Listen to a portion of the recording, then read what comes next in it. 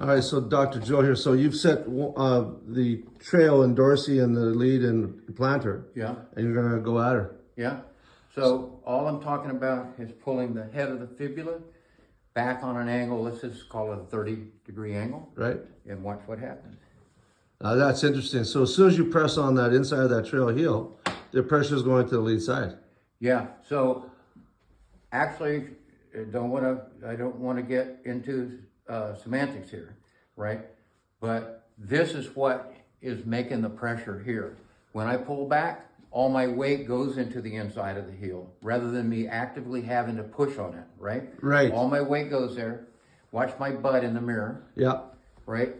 It's going to, first thing, it's going to touch the wall and then it's going to rotate around on the wall. Now, just for reference, Yeah. in 3D, we call this the butt plane. It's the most misunderstood thing in 3D. Yeah. But the butt plane, and this is the only thing I did well in 3D, is my butt stayed right on the on the line, and that's the determining factor for the trace actually. Because if you can keep that butt on the plane, you're going to have almost a linear trace. Here's the golden key to unlock the butt plane, is that right there. You cannot get it wrong. If this moves back like that to where the knee is almost straight on an angle, that butt plane is going to stay on the line. Exactly. Right? And then what I'm going to figure out by the end of the day is what move makes all of that stuff, what this is got to stay on the line, right?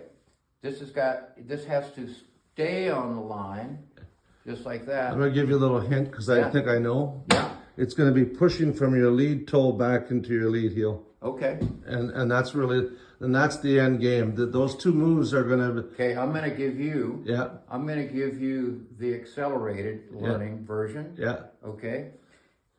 If this moves the ankle and the hip the same direction. Yeah. What we want to do is we want to move the lead toe and the hip in the same direction. There's your key right there. Watch this. Watch. And all I'm going to do right there is I'm going to draw a straight line exactly backwards there. Exactly. It's perpendicular to the target. It's perpendicular to the target. And that's all. Yeah, I would say even, I mean, I don't know as much as you do, right? But I would say even more at behind a perpendicular. Here's a perpendicular. Yeah, it can be angular. No question about it. Look at that. That would be even more power. Yeah. Because the more, I agree with that. Because it's the counter rotation of the lead foot. So if you can come off on an angle, you are even going to generate more whipping, and you're going to clear the lead hip much quicker. However. Yeah. Causes for margin of error. The pooch is screwed. The whole pooch is screwed if this doesn't get to that position. Exactly. Right? If you don't get there, you're done. That's crazy. It's going left. Because you've released, that's exactly right, because you've released the energy that you're generating too early. And this happens all the time. And in fact, now I got something extra. Yeah. I'm sorry. Yeah, go. So I go here, and I never felt this before, okay? And then I go more with here. Yeah, you got to push, and this is, you push straight back from your lead toe is going to push. You're actually pushing straight back. It's almost like a push off the lead toe to your. But what I'm saying is I'm still in the loading phase. I'm talking about the loading. Oh, phase I see. Here, okay. So this goes back at an angle. Yeah. Here. Yeah. And then as I'm loading, this goes more toward the ground. Yes. That's the exact move. Yeah. It's trail, heel, lead, toe. Trail, heel, lead, toe. Trail, heel, lead, toe simultaneously. However, we're not talking about lead toe anymore. Yeah. We're talking about that into the lead toe. Yeah, okay. Yeah. Right? Loading. And now I'm loaded. Now I'm a volleyball player and I can jump. Exactly. Before I never felt like I jumped before. Well, we don't jump, but we clear, which is a resultant force of the load. I understand. Yeah. Yeah. Dr. Joe and Hashimoto, we're figuring it all out here at the lab in Clarksville. It's been an honor, Dr. Joe. This is a great start. Well, you gave me the keys to figure it out. That's for sure. Via pressure mapping, and that's the amazing thing about doing it. Yeah. Pressure mapping and knowledge about anatomy. Simple anatomy. Simple anatomy. Yes. Okay, because the average guy won't understand it. I'm going to try that. Okay, cool. Yes? You gave me the keys to unlock these things here, but it's as simple as moving that back and that frontwards. It really is. And Yeah. you see that with pressure mapping all the time. And it's the first time ever that I didn't do something screwy with my left foot like this. You didn't have to.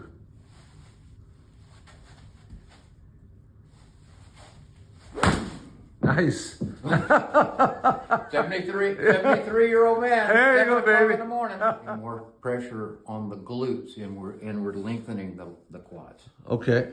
Yeah. And then it's the exact opposite on the way down where we're using the lead toe to brake.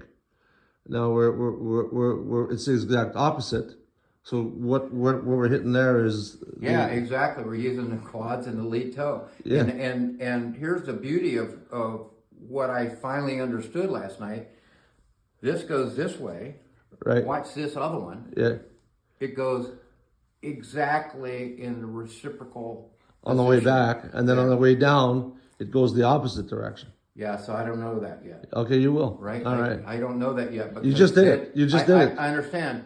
But on the way down, right, it's going to have to be forced through. It's going to have to be, both of those are going to have to force to move in whatever direction they move in, and I don't understand that yet, so I can't comment. Be safe on how we get on here. Yes. Because we can't get on like we usually do, so we're going to space a little bit so we can put a foot inside. Okay. Okay. And this is more like a driver stance anyhow, like that, right? So we're in Dorsey on the trail and Planter in the lead. We got to go in a pelvic tuck, Okay, pelvic tuck. right? Then we're going to rotate both of our hips inward, right, like this. And then you got to keep that low back on the wall with a pelvic tuck to do this, right? And then we're going to start down here. And you got to hold that position of your hips and your back. What are we hitting here, Doc?